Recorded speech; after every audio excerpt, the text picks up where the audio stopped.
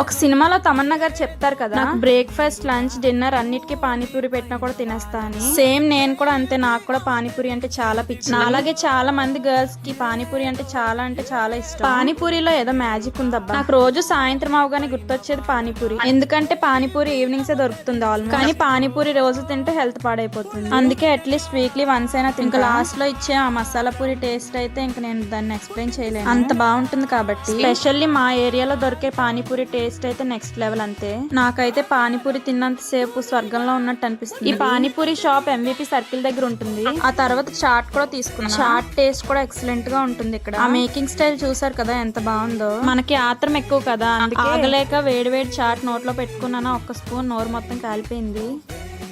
అయినా మనం ఆగం కాబట్టి ఇంకున్నదంతా ఫినిష్ చేస్తాం. మీలో ఎంతమందికి పానీపూరి అంటే ఇష్టం? చాట్ లైక్ చేసే వాళ్ళు కూడా ఉన్నారా? Please do subscribe for more food videos.